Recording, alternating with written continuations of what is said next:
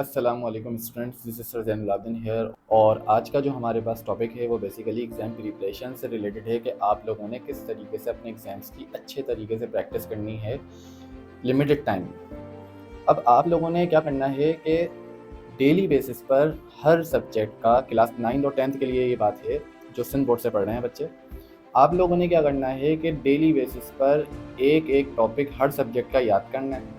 मुश्किल से आप लोगों के सब्जेक्ट्स में लॉन्ग और शॉर्ट क्वेश्चंस मिला के 50 टॉपिक्स होंगे, 50 या 60, इससे ज़्यादा नहीं। अगर आप डेली बेसिस पर एक एक टॉपिक भी याद कर लेंगे ना, तो आप लोगों के 2 महीने में, 2.5 महीने में बेहतरीन तैयारी हो सकती है। क्योंकि देखें, अभी सितंबर का मंथ चल रहा है, हमारे पास मुश्किल से 5.5-6 महीने बचे हैं। क्योंकि देखें, अप्रैल के अंदर आप लोगों के बोर्ड के पेपर्स हो जाते हैं। आप लोगों ने अपनी तैयारी दिसंबर से पहले पहले कंप्लीट करके रखनी पड़ेगी।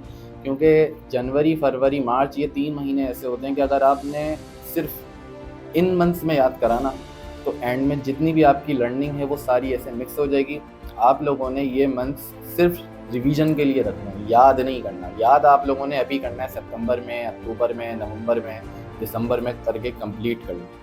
और दूसरी इम्पॉर्टेंट चीज़ ये है कि आपने सिर्फ याद नहीं करना बल्कि लिख लिख के भी देखना।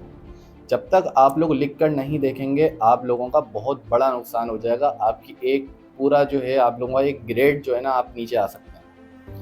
कैसे भाई? फ़र्ज़ करें आपका एक सब्जेक्ट है, आप लोगों के टोटल 7 सब्जेक्ट्स हैं 9th और 10th, और आपका जो एक सब्जेक्ट है उसके अंदर तकरीबन 10, 12, 15 टॉपिक्स। आप अगर हर टॉपिक के अंदर एक एक गलती भी करेंगे ना लिखने की, तो आपकी तकरीबन एक सब्जेक्ट में 10 से 15 गलतियाँ। 10 से 15 गलतियों का मतलब ये है कि आपके 10 से 15 नंबर, और आपके 7 सब्जेक्ट हैं, तो अगर 10 नंबर भी आपके एक सब्जेक्ट के अंदर माइनस हो रहे हैं सिर्फ आपकी लिख कर ना देखने की वजह से, तो 70 नंबर, 70 मार्क्स बहुत अहमियत रखते हैं एक पूरा ग्रेड रिड्यूस करने के लिए। अगर किसी बच्चे की 80s में परसेंटेज आ रही थी और उसने लिख लिख के नहीं देखा, डायरेक्ट अटैम्प्ट करा पेपर्स के अंदर, तो वो 80s वाली अगर तैयारी होगी ना, तो वो 70% के अंदर उसके नंबर आएंगे। अगर आपकी 70s वाली तैयारी है तो आपकी 60s में आपकी परसेंटेज आएगी। इसका सबसे बड़ा बेनिफिट आप लोगों को ये है कि अब देखें, वो गलतियां जो हम स्कूल में पेपर्स में निकालते हैं, या वो गलतियां जो हम अपने कोचिंग्स वगैरह में निकाल रहे होते हैं, अगर आप वो खुद लिख कर देख लेंगे ना,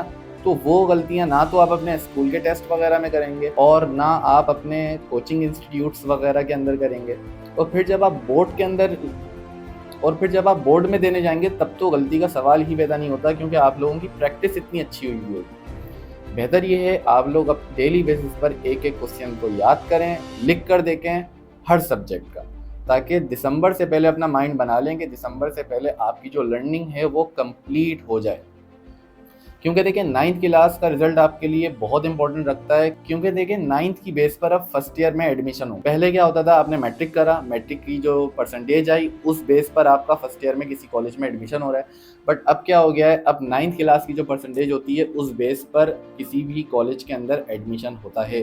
तो ये बात अपने माइंड में रखिएगा कि अगर अच्छी परसेंटेज होगी, अच्छा कॉलेज मिलेगा, अच्छा कॉलेज में एडमिशन होगा, तो फिर अच्छी यूनिवर्सिटी में जाने के ज़्यादा चांसेस होंगे।